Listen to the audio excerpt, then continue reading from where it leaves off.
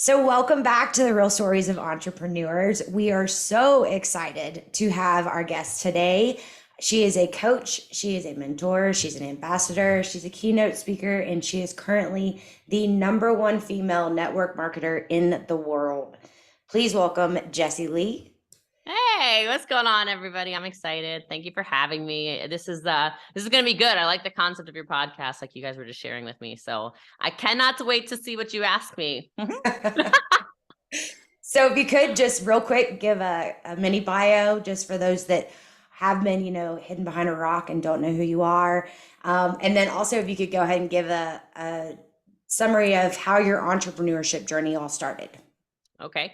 Well, you kind of nailed it, I guess. My name's Jessie Lee Ward. You can also call me BossLee or the People's Mentor. And the main thing I do is I help people make 6 and 7 figures online. So kind of digital nomad lifestyle, et cetera, whether that's my business coaching or whether that's through the network marketing, like you mentioned, et cetera.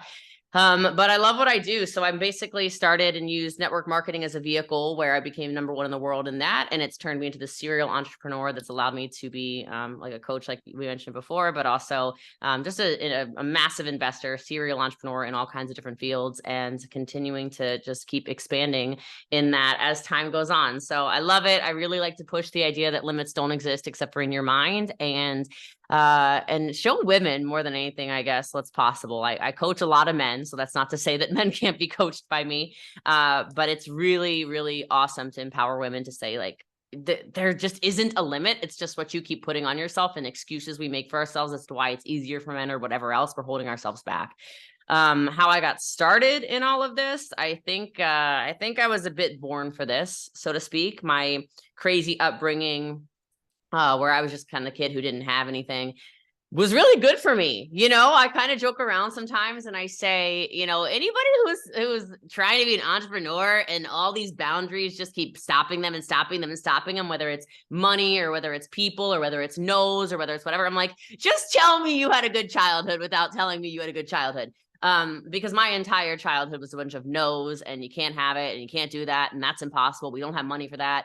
And so I started hustling and finding different ways to create streams of income, even though it was a little bit when I was teeny tiny. So like vegetable stands when I'm maybe 4 or 5 or something, just because I kind of love the hustle. I really liked the door-to-door. So weird to like this, but I liked the door-to-door, we're selling wrapping paper and the Girl Scout cookies and all that. And you just do kind of get used to the no's. You get used to being told you're crazy. And so I tried the traditional route. So maybe we'll get into that in some questions, but I tried the traditional. You go to college, you get a good job. I had the 401k. I had the health insurance, which is one of the things that stops people from being entrepreneurs. They're like, but what about my health insurance? I'm like, what about it?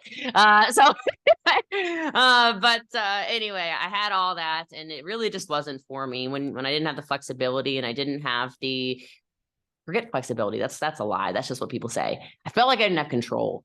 And I really needed control after having a childhood that was out of control. And so stumbled into direct sales in 2011. So it'll be 12 years in January. Oh my God.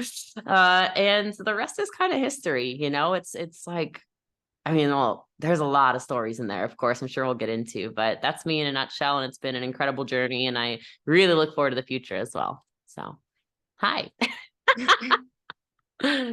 Okay, so you said you did the traditional route. You did the college, you did the 401k, you did the corporate job. Mm-hmm.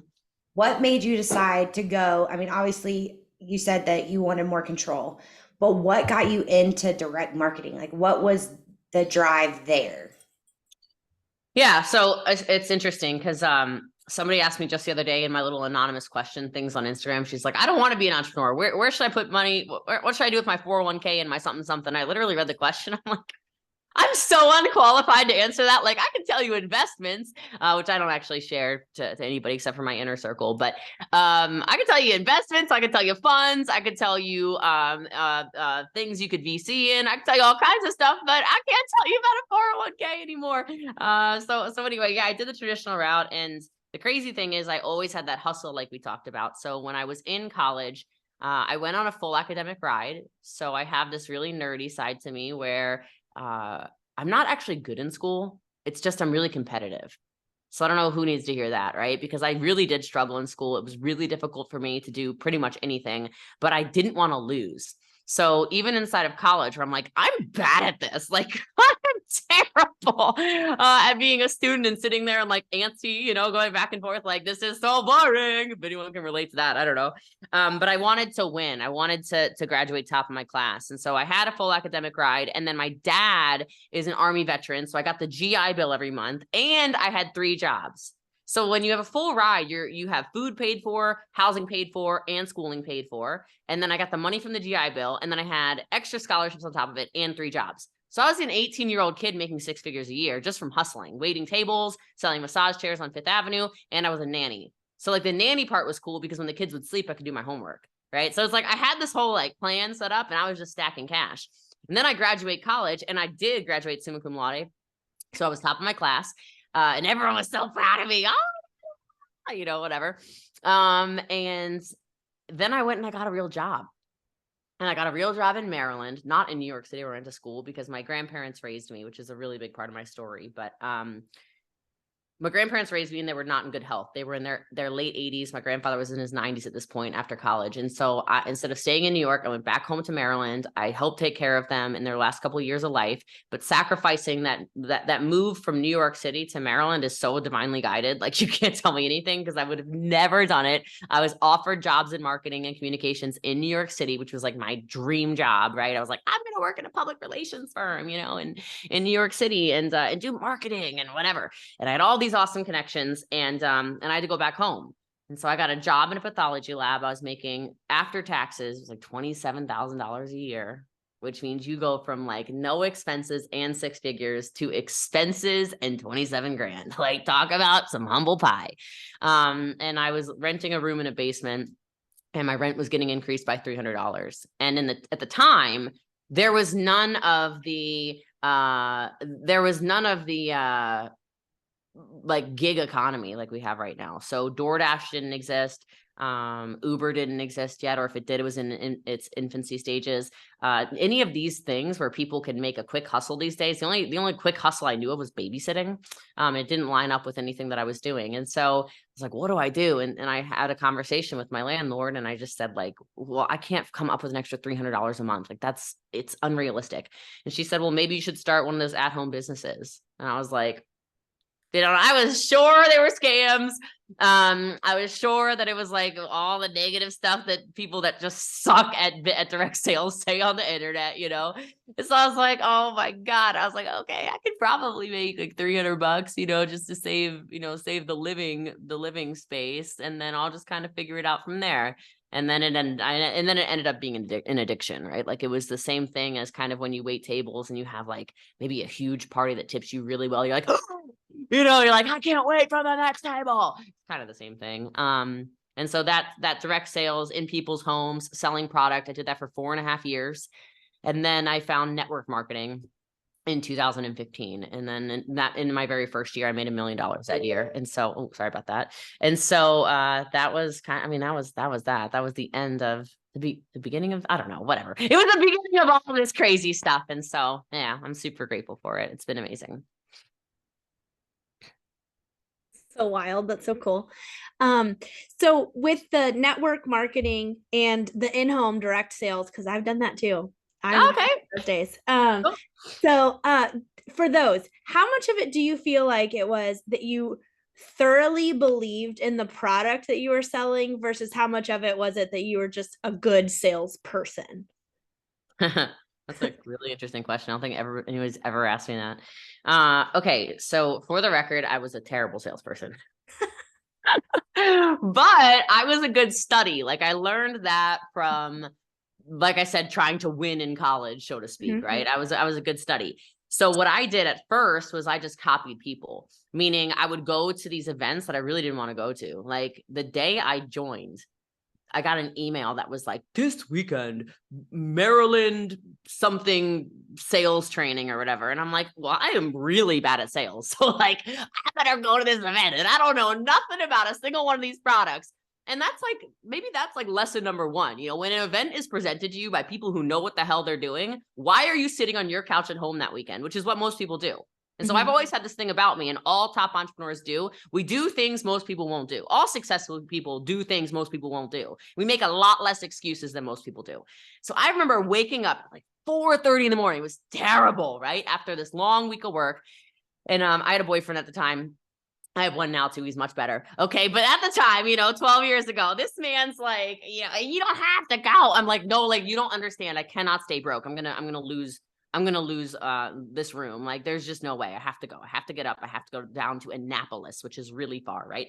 And I get down there, and all I did was I took the best notes. I took really good notes. And then I just started regurgitating it. Like, I would practice. Okay, well, they use this little one-liner, and they said that that's how they sell that. And they said that this is how you can do an upsell. And I don't know nothing about upselling. So let me just copy what she said. And I was just copying and memorizing and copying. I've never told this because nobody ever asked me this. This is like not anything that I used to sell, but like I would take this, like this is a product I sell now, right? And I like on the back had Post-it notes, and it had like all the little sales things. And so I'd hold it up, and I was just like going like this, and nobody even noticed, but I was crushing it. So I had like this big launch. I was just like big launch, relatively speaking. It wouldn't be a big launch if I launched now, but I was just copying and duplicating just like any other thing, which I've literally never said that before. So was I a good salesperson? No. But did I know I was a bad salesperson? Yes. And so when you know where your weaknesses are, you can make the cognitive decision to get good at something. So I'm like, I'm really bad at this. How do you get good at it? You study. I bought sales books. Actually, excuse me, I did not buy them. I went to the library. I did not have money. So I went to the library. I would read sales books. I would take tons of notes. I would go to every event for free, any online thing I could find, anything. And then I started investing money in actual, in-person events, aside from that little Annapolis one, which I think was like $10 or something, right? But like, sure, did I believe in the product I was selling? Yeah, but I didn't care. It was like, I either go homeless or I figure out how to sell this stuff. And losing was just never an option. I don't know how else to explain that. But then I would find other gaps. So all entrepreneurs, all humans have gaps. So it was like, at first I was bad at sales, so I had to learn that. And then I was bad at recruiting, and people were like, you should build a team. I'm like, I don't know how to do that.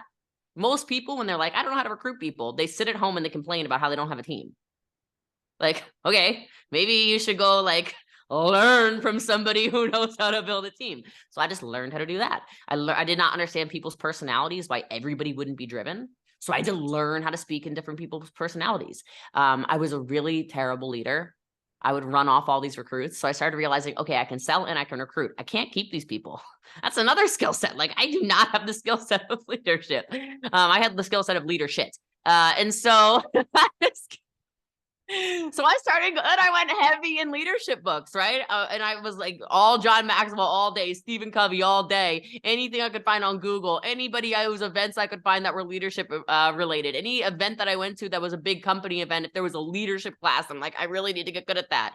And then, it was digital marketing. I wasn't good at it. So I started learning. And then I wasn't good at social media. So I started learning, and it's just like, what are the things you're not good at? Because if you take the opportunity to actually learn inside of that, you might expand, or you will expand.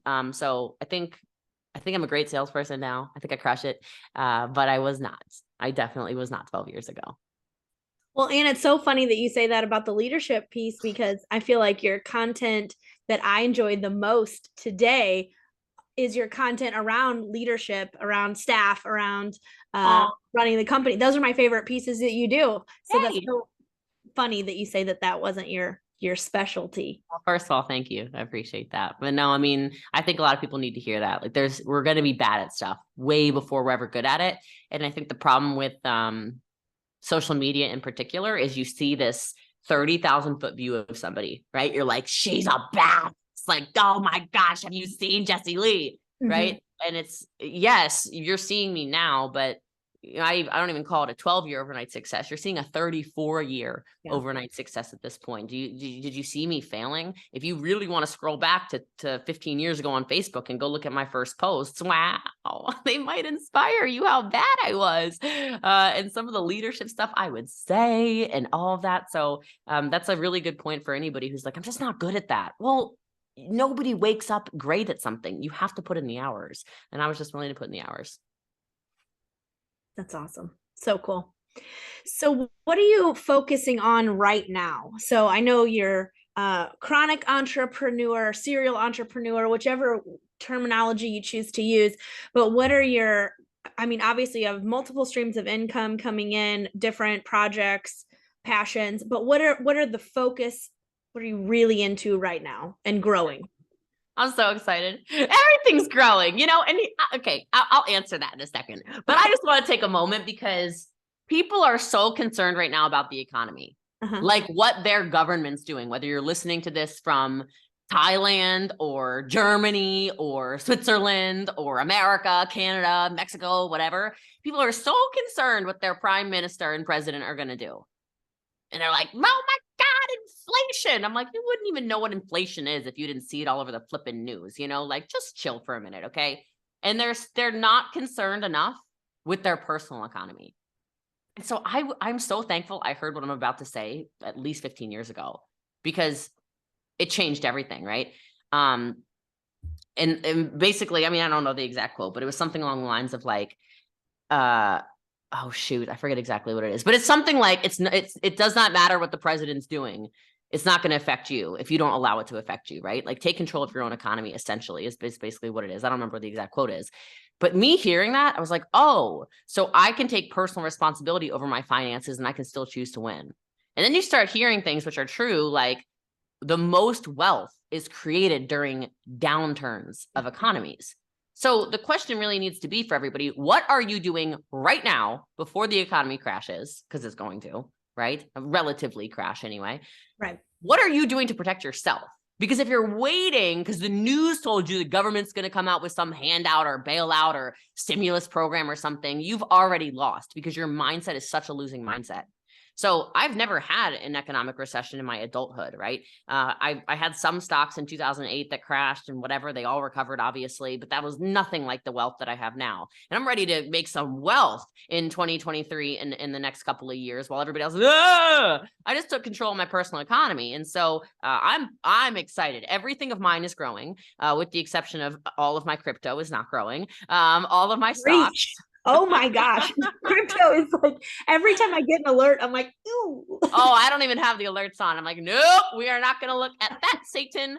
But that's diversification. That's on diversification, right? But I don't look at my stocks. I don't look at Bitcoin. I don't look at any of my investments because I'm passively invested in a lot of different companies. I'm part owner in I think 14, 15 companies now.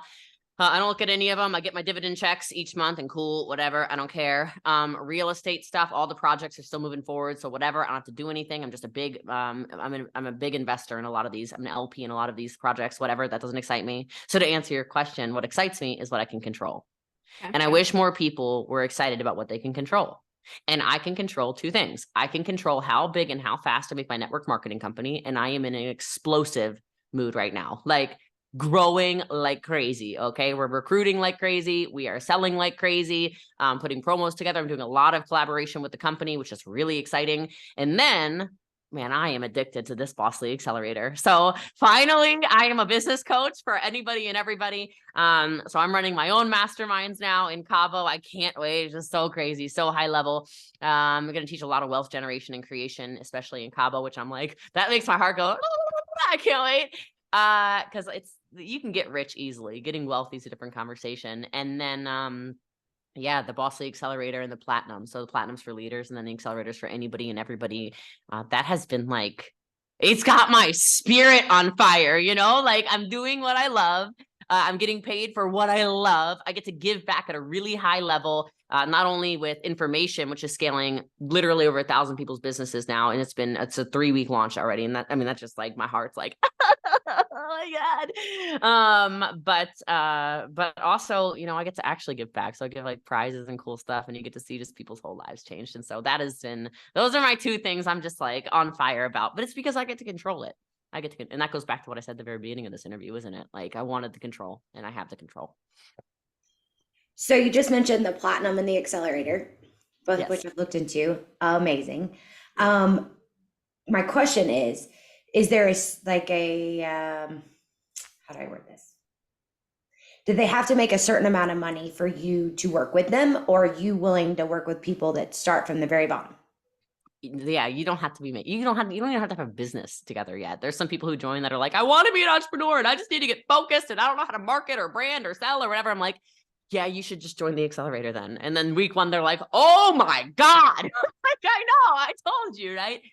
So it doesn't matter. The platinums are really cool because those are the leaders, and those people I'm teaching a lot of systems to, a lot of scaling stuff to, and to your point, Andrea, like the leadership stuff that you liked a lot of, and so that really is how people are moving forward a lot. But no, I'm not over here checking people's bank statements or anything like that to see what they're doing. But I am super confident in my ability to coach people how to make money. I don't even know at this point how many people I've helped become millionaires. So I'm really confident in my coaching skills. So yeah. I love that, just because I know that there's so many coaches out there that they set a minimum of like, you have to make X amount of money before I'll even work with you. So I love the fact that you are helping people build from the ground up. That's just awesome. Do you want to know what my problem is with that? My problem is, like, I was so hungry when I was what everybody else thought was a loser.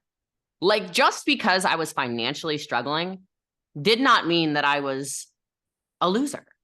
It's just that I was in a losing season.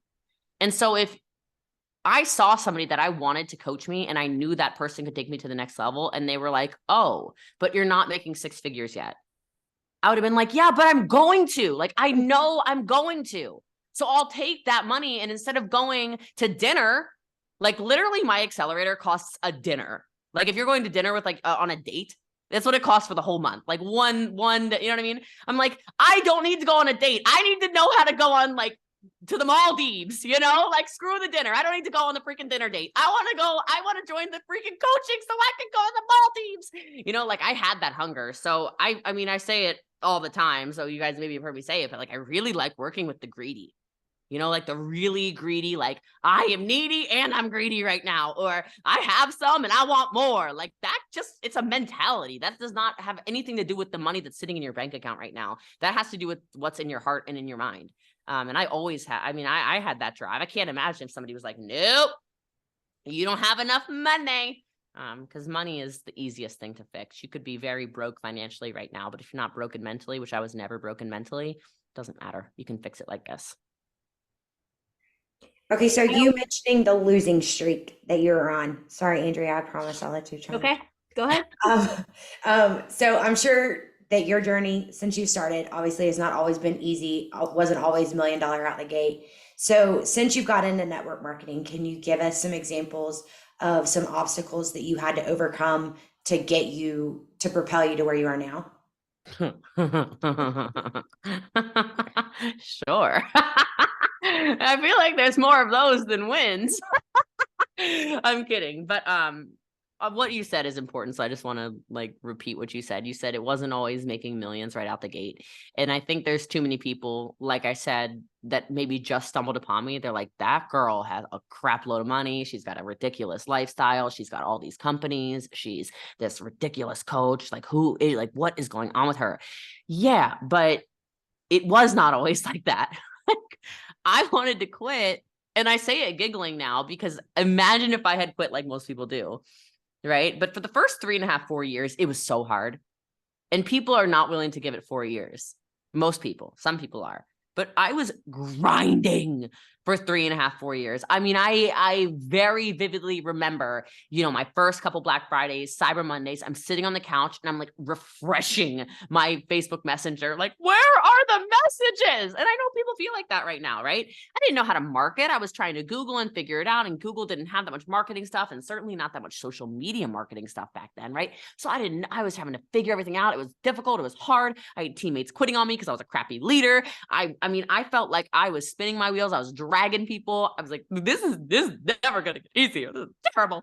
And I just kept remembering the vision. Like, someday I'll be financially free. Someday I'll be able to wake up and you know, be printing money across the world. Someday I'll be able to have the actual freedom. Someday I'll be able to be in other companies. Someday I'll be all these things. But I really felt like I was a freaking loser. They're like, all right, I didn't feel like I was a loser because we already discussed that. But like, I was like, this is so hard. It just doesn't feel like it's even worth my time. And thank God I didn't quit, clearly. But I want to make sure everyone who's listening understands that, because I see a lot of entrepreneurs with even a pretty dang good idea, and they give it 6 months. It's like, it's not long enough. They give it 2 years. It's not long enough. I don't know how long it's been since that photo of Steve Jobs sitting inside, or Jeff Bezos, I think it is, sitting inside. No, it is Steve Jobs. Steve Jobs is like sitting in this really crappy office with like a sign on the wall that says Apple.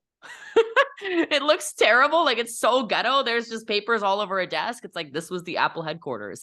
I think Amazon started in a garage or something. How long was Jeff in a garage for?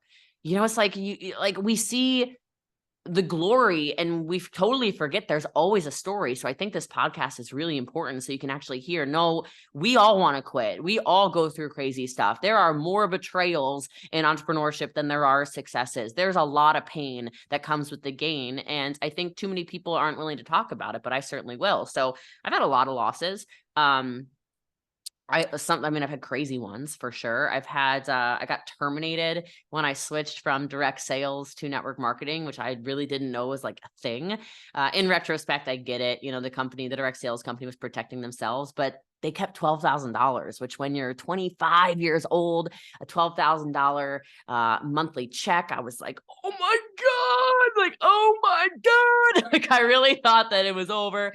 But that also came with a ton of slander. It came with a lot of defamation, and I wasn't mentally prepared for that. Like the money thing, I knew I could fix I guess it's trauma when people that you really cared for are just attacking you. That was difficult. Then I haven't had any big leaders leave or anything like that, thank God, ever. So I haven't dealt with that, but then I got terminated again. Now I'm sounding like a total turd or something, but no. Then I switched network marketing. Well, no, I'm sorry. I did not switch network marketing companies. I was actually wrongfully terminated, had to sue a company. Okay. Which, like, I remember being the girl when I'm probably 22, 23. I had a conversation with somebody who's worth like $100 million at the time. He's like, you're doing something right when people are suing you. And I was like, oh my God, I'm not going to get sued. That sounds terrible. That sounds like something dramatic people would say, like that was, that's what I thought. Oh, and then I realized, this is a real thing. This is definitely a real thing. And so that was weird. Like, I sued them. I got countersued on a personal lawsuit at the same time. Then I got sued by a company I was never part of, and I was all confused why I had 3 lawsuits going on. I was like, I feel like a criminal. But I wasn't. And I had one moment where I really thought that I was going to break, and probably like maybe September 2017, everything was going against me. Like, I got caught up for sure in a lot of the kind of drama and excitement of the success, and, oh, she's a millionaire, she's on these stages and all this stuff. So, I was being a dumb kid too. Now in retrospect, hindsight's 2020, but that was crazy. That was the most mentally exhausting, just free fall. Like, I don't know if anyone's listening is in a free fall right now, but man, I was just spiraling in every way, mentally, physically, emotionally, financially, everything was coming apart. And I heard a quote, and I don't know who this will help today, but it changed my perspective on my free fall. Somebody said, the harder the fall, the higher the bounce. And I was like, oh, I needed that. Because I really felt like everything I'm trying is not working. Everything's out of control. I'm losing my whole life. And even just that little nudge of positivity, I felt like, okay, so maybe when I hit rock bottom, which has got to be soon, because I really think this is terrible. As soon as I hit my rock bottom, if you will, I exploded. So I say that because that's like nothing, but I'm like, there's like tears sitting in my eyes. I can feel them, but that every single time that something has happened that's been terrible, it has led to the biggest breakthroughs. So all of those things I just mentioned ended up exploding me on this like hockey stick trajectory in my business. And then on top of that, it's like there's like the losing of people, I think, is the hardest thing. You start to outgrow people. I heard something just the other day from someone because she could not believe that I was excluded from something, right? And I'm like, no, it's not a big deal. Like, I get it. I'm outgrowing people, and it hurts them probably to see me there because we start at the exact same place.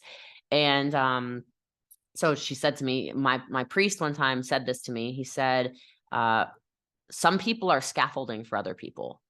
So you help build them up, and then you have to move on and build others because they're not going to build any further. And I was like, wow, because I've never heard that before until literally yesterday.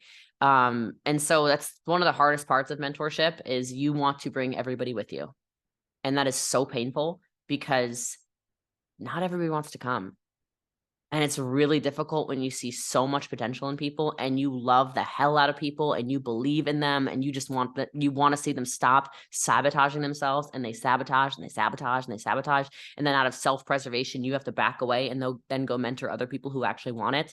That is really hard. They can't want it more than they want it. That's been the hardest part of entrepreneurship for me and for Andrea, is you can't want it more than they want it. You can't want it for them. Like if they don't want it for themselves, you know? Yeah. So that's difficult. So I'm more of like my losses, if you will, are all very emotional. It's like, as much as I know I'm this driver in business, like people are like, that's the most badass female I've ever seen. I am still all heart.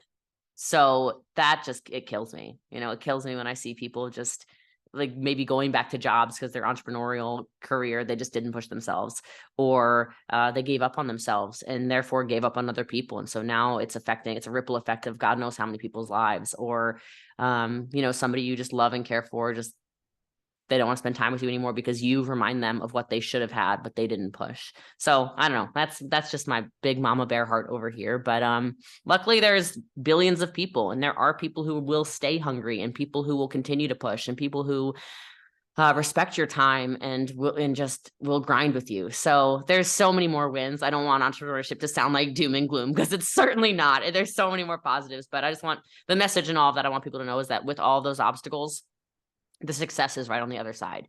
If you're in a season that's difficult, that's tough, whether it's, you know, like I said, mentally, physically, emotionally, spiritually, financially, whatever, good. Like, let me be the coach who tells you good. Because on the other side of all of that stuff that you're fearing and it's affecting you and all this stuff, something beautiful is there. But you won't appreciate it if you don't go through the pain first. I hope everybody just like steals that clip and replays it over and over and over again. It speaks really to a big reason that Nichole and I started the podcast, was that we kind of feel like, similar to social media, you always see everyone's highlight reel. You know, you always see the wins, the successes. And when you sit down in a room with entrepreneurs and you're really dissecting what it looks like to be on that journey or on multiple journeys, you kind of, I hate to use this word, but you feel like you're always I'm the crazy one. I'm the crazy one that wants to keep going when people tell me I should stop, or I'm the crazy one that is giving everything I have, blood, sweat, tears, money into this because I believe in it so hard, even if nobody else does. And so when you're around other entrepreneurs and you're feeling in community with them, and you're feeling like, okay, I'm not that there are other people like me, it's not that crazy. This podcast is meant to bring that about. So if you are alone in your entrepreneurship journey, you can hear those type phrases or everything that you just said. And if you're at that point where you're ready to pull the plug, maybe give it another week. You know, like you know, it's like, first of all, you are crazy. I'll just, you know, be the one who tells you crazy. Okay, we got 3 crazies sitting on this call. But like, it's a good crazy. And this is not me. This is Ed Milet, right? But he talks about the power of one more. It's his newest book, right? It's like, so you just said, maybe you just don't quit for another week is what you just said. And I would say, absolutely. And it's not even just that 1 week. Like for some of you, it's just stop. Don't quit today. Think about quitting tomorrow. Okay. But today, let's crush it. It's Cyber Monday. If you're listening, you know, if you're listening live, like just push your ass off today. Like today is the day, just finish today. And then, you know, think about quitting tomorrow. And then tomorrow when you wake up, okay, maybe one more day, maybe one more day, maybe one more day, right? Like that's that concept. And I think it's really important, but like entrepreneurship is not for everybody. And you mentioned community though. And I think that is one of the things that has changed my life and my businesses more than anything, is getting around more entrepreneurs, to your point. So my expansion of every single piece of my life, I'm telling you, it's from these masterminds I join. It's from these communities I'm part of. It's from the education I spend money on. Because to your point, you get in these rooms and you see the crazy people and you're like, okay, so you spent $100,000 also. Psychopath. Okay. All right. Because I know your husband's mad at you. I know your wife's mad at you. I know your life partner's mad at you. I know your friends told you not to do it. I know your business manager told you it's a bad decision. I know that, and you still did it.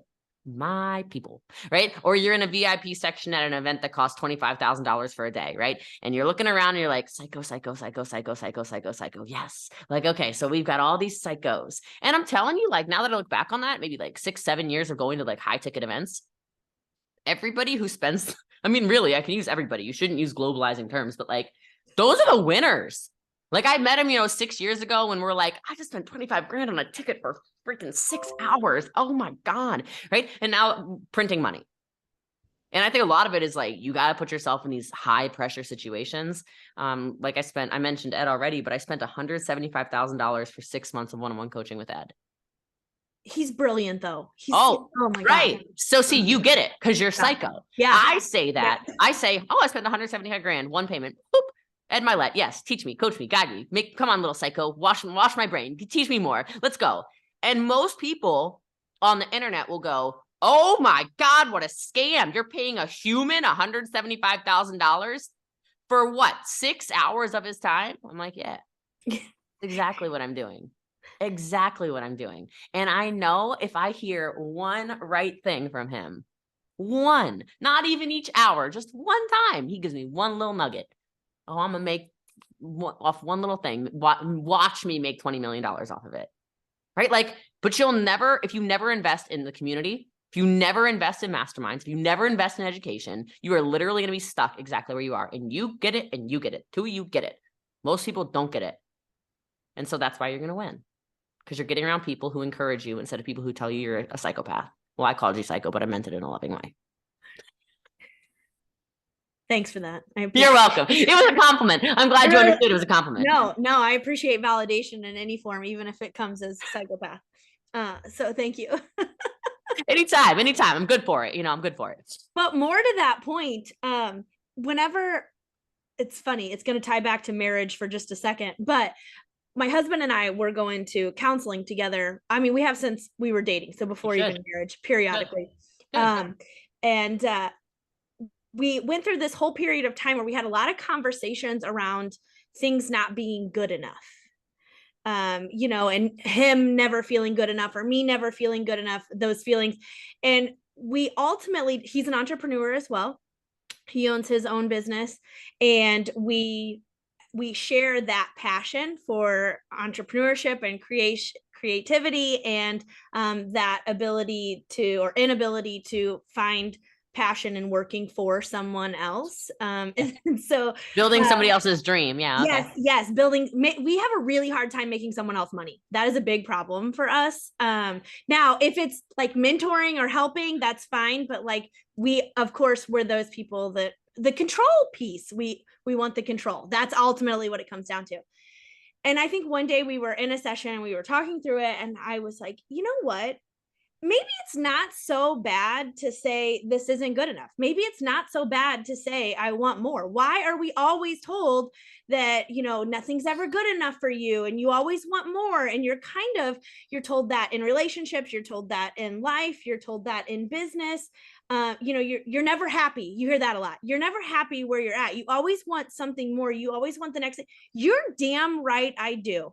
You're damn right. Turns out you're right. Well, that's not good enough for you. You're right. It's not. Do better. I don't understand why that's so like, why is that so bad? I also feel like on that though, that it's always more towards the women. Like the men don't get that as much as women do. Like men, they're a hustler. They're going for more. They're going for gold. And then the women, they're like, why can't you just be happy with what you have? Well, why can't I have what you have and more of it? Like, I don't understand. Oh, my people. I knew you were going to be my people, but I didn't know you were going to be my people like this. So yes, there's nothing wrong with wanting more. It's the human condition. Literally, I don't know anybody who doesn't want more. You'll lie to yourself. You'll say, oh, I'm happy. No. You're content. There's a difference. You need to get better use of your words and your emotions. You're not happy. You're content.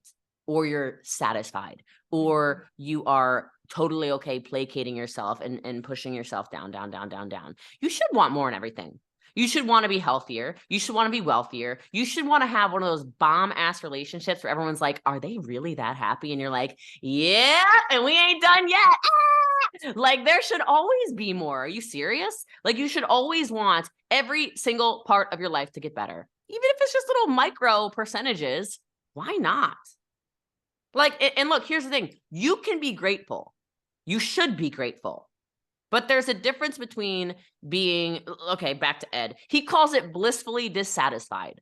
So is he happy and grateful and thankful and blissful around all the things he has, the multi-million-dollar homes, the boats, the planes, the whatever? Yeah. Is he done? No.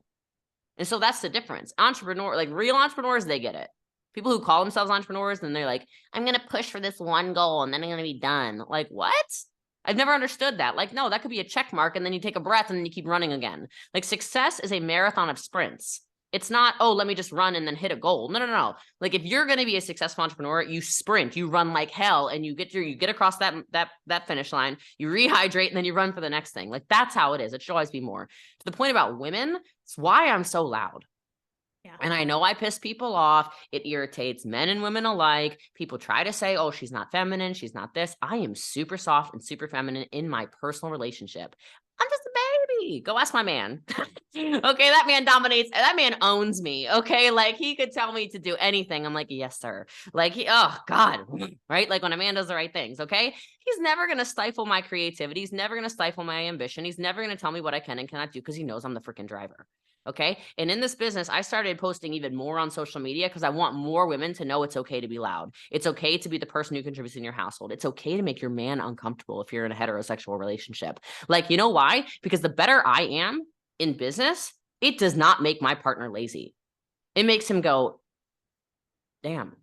All right, well, I better keep up with her a little bit. I better grow. I better read some freaking books. I better start pushing some more sales in my businesses. He's an entrepreneur too, right? I better do, oh my God, Jessie Lee's going to another freaking event where she's going to, well, if she starts growing, I got to grow. Because if she outgrows me even more, oh my God, see, that's scary. Like that's that good dynamic that people are so scared of. But again, I mean, I don't like blaming men for it. It's women's fault too. You fall right into that.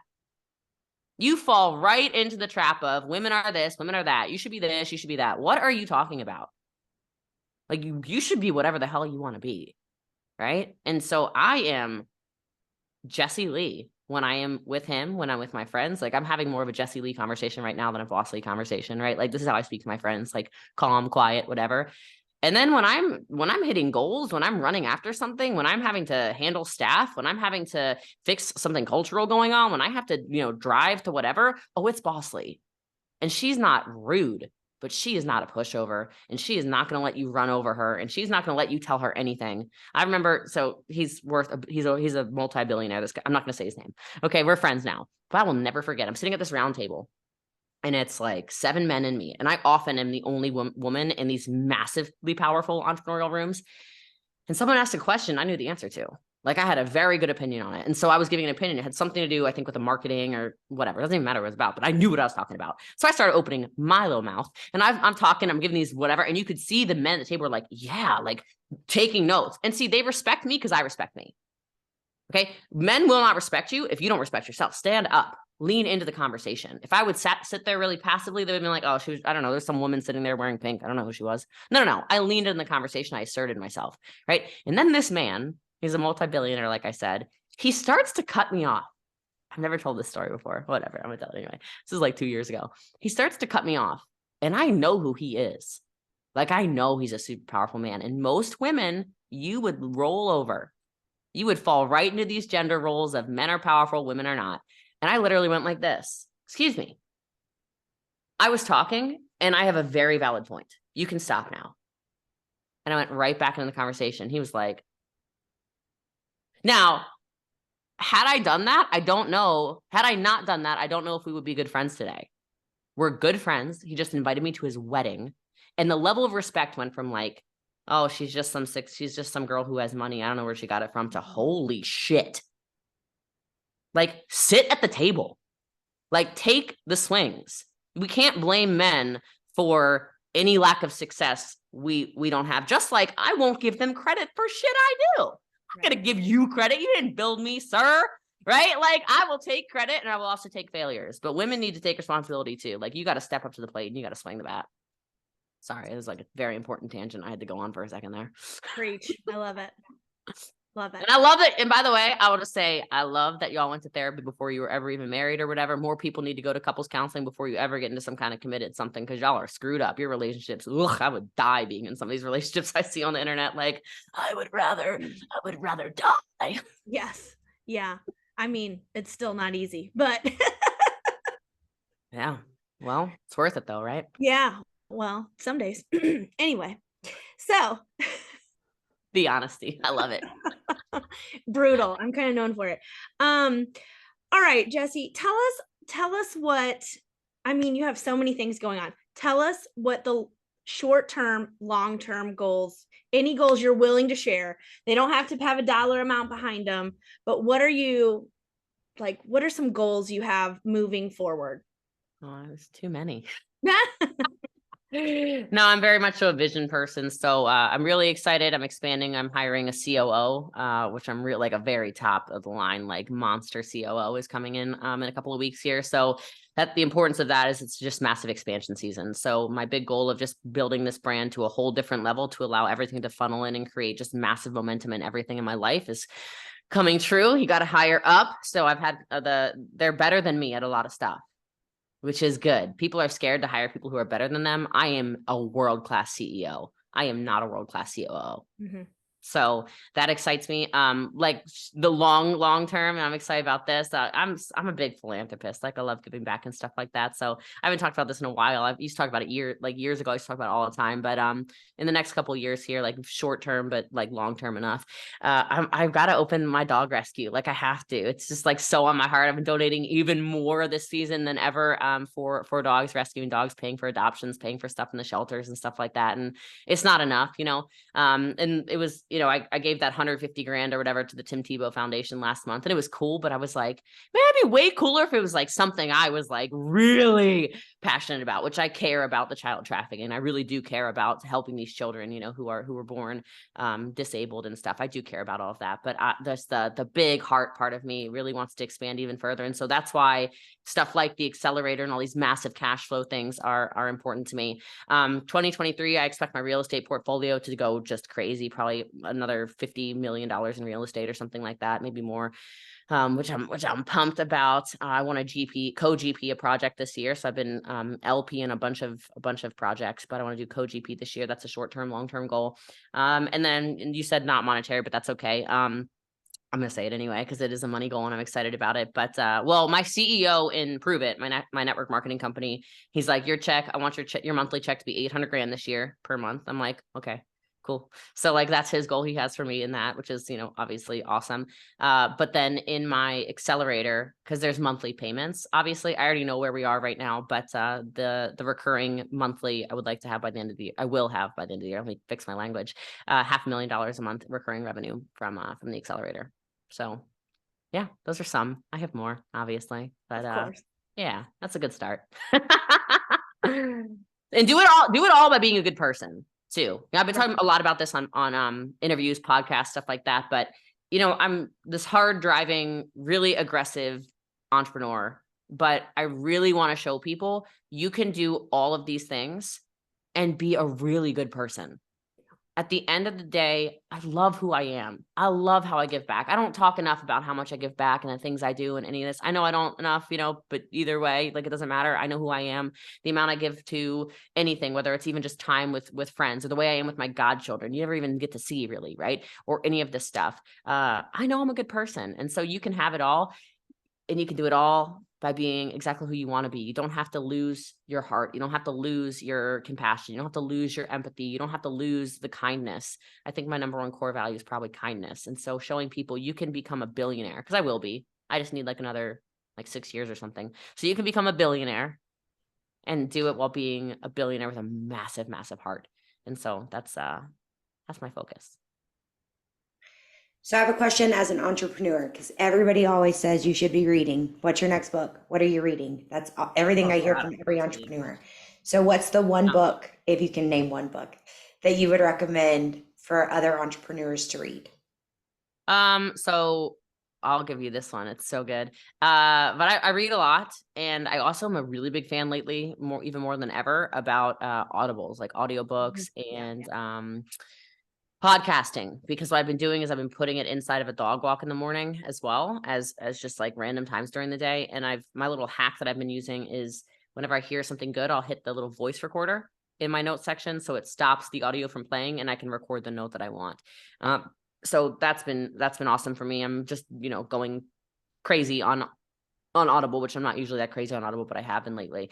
But anyway, so one of the most impactful books I've read probably in the last 6 months, so I'll just give it to you, and his brand's exploding right now. So people probably already know who he is, but Alex Hormozy wrote a book called $100 Million Offers. And there's a lot of good stuff in that book. It's a quick read. You can read it. I think I read it like 4 times in 4 days just because it's, I don't know, like 6 hours long or something. So you can be like listening and doing whatever, but tons of awesome marketing in there. And something he says that I just really love, and it's a concept I wish more people understood is, and it goes back to kind of one of your first questions, is you don't even have to be good at sales. Get good at marketing.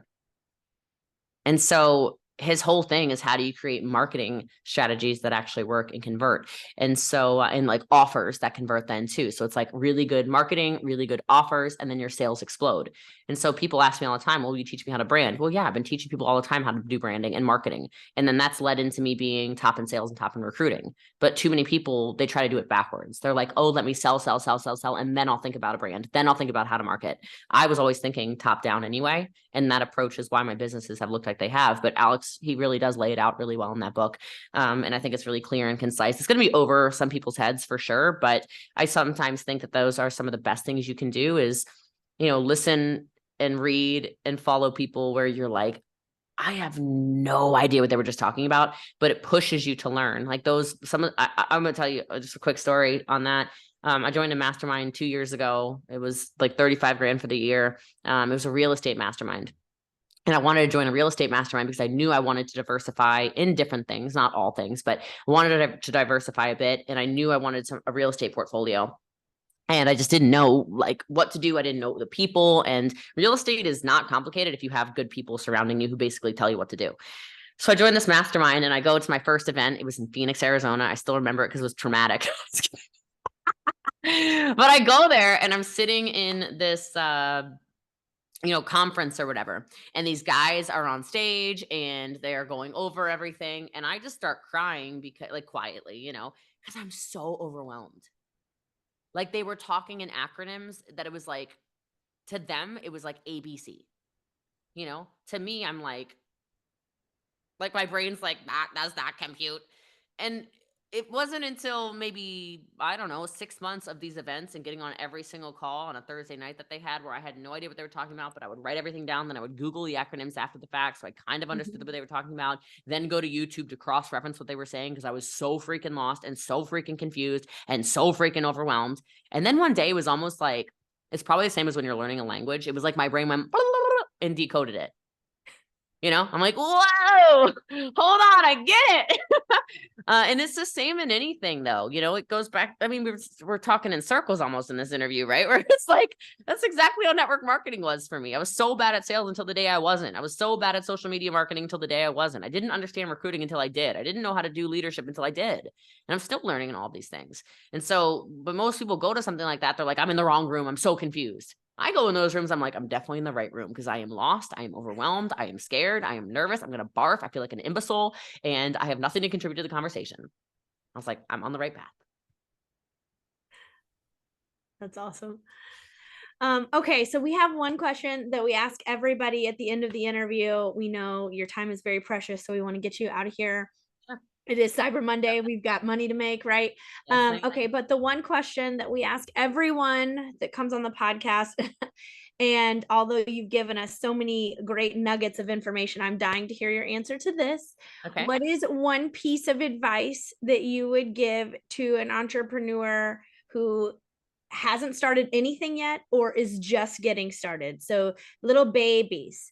What is one piece of advice that you would give them? Build a business around something you can't shut up about. So I see too many people jumping into things that they just have zero passion around, right? They're like, well, my great uncle said that. Who cares what your great uncle said? Because if you can't explain it to anybody, it doesn't matter. It's never going to convert. You don't know what you're talking about. It's the same thing as an investment tip too. I won't invest in it unless I can explain it right back to you, right? Like, what excites you? Because in entrepreneurship, you are going to be working. I'm not kidding. People don't want to hear it. You're going to be working 18 to 20 hour days. Because if you're not even, don't even call yourself an entrepreneur. You're lazy. You're an employee. Okay. I was willing to put in 18 to 20 hour days for years, and people thought I was crazy. And I sacrificed a lot. I sacrificed relationships, friendships, temporarily, obviously, right? Fun, vacations, all kinds of stuff. Everyone's out at dinner and at the bars. You can't find a photo of me in a bar from 21 to 31. Doesn't exist. I didn't go out to dinners. I didn't do any of this stuff. I sacrificed a ton, but I was so passionate and so hungry and so excited. Didn't matter. I would wake up, 4 hours sleep. Whoa, let's go again. Right. And just rinse and repeat. It's going to be boring until it's fun. So you better pick something you're excited about. I don't care what it is. You could sell socks. I don't know. Somebody made a bunch of money on those toe socks. I don't care what it is, but look, you got to pick something that you just cannot shut up about. Well, obviously, Andrea and I follow you. We absolutely love you. I have every notification always pop up when you go live or when you have anything going on. Your content is always amazing. But for those that don't know how to follow you, do you want to let everybody know how they can find you on all social media platforms and your website? Sure. Easiest thing, if you get lost, is just Google Jessie Lee Ward. It'll all pop up. But Instagram and TikTok is I'm BossLee. I also have BossLee Biz on TikTok, which is all business stuff if you only want business tips. Facebook is Jessie Lee Ward. YouTube is Jessie Lee Ward. Podcast is The People's Mentor. And I'm everywhere. So I've got this omnipresence thing going on. So you can find me. Just shoot me a message. Do you have a favorite platform? Like, where do you love to hang out these days? Yeah, Instagram is my favorite currently. Okay. Reels or lives, or what do you prefer? Well, I'm currently in an Instagram live ban, so that's so fun. I don't know why. Whatever. I randomly get these demonetization and then bans for like a month or something, so I can't go live right now. But I don't know. I like the interaction on Instagram a lot. I don't know why. So I do enjoy that. The most consuming of content though, I do like TikTok. Like I like it, and I like to create on TikTok too. But no, I don't know. I think, and maybe it's because my engagement is so high on Instagram. Like my DMs are crazy. But I like Instagram a lot right now. That could change. I feel like you crash Instagram every time you go live. Like it crashes. Like you're talking and then it's like, where'd she go? And it's like, no. I don't know. That's another reason why I wish more people would just build on all platforms, because you never really know. Like if Instagram shuts down, it doesn't matter. Like I'm on TikTok and Facebook and YouTube. If my YouTube, I don't even know what would happen. Something happens on YouTube, doesn't matter. I'm everywhere else. If you get the point. So I'm everywhere. Some people are like, oh, it's not her in her DMs. You want to bet? Like somebody said that the other day, and I sent them a screenshot. I was on the phone with my boyfriend. I was like, I would send you a voice message, but I'm talking to my boyfriend right now. She's like, I'm so sorry. I was told don't join you in business because it's all virtual assistants.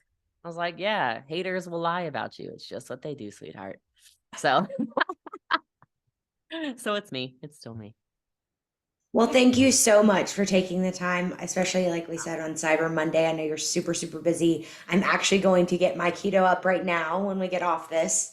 So those that are interested in that, definitely head up Jessie Lee for that. It's amazing. But thank you so much. And we really appreciated you coming on and talking to us. Absolutely. I had a great time. Thanks, ladies. And keep crushing this. This was a great conversation. I appreciate you. And the back and forth dialogue was awesome. So keep doing your thing, and tell Wes, maybe I'll be back on the blocks.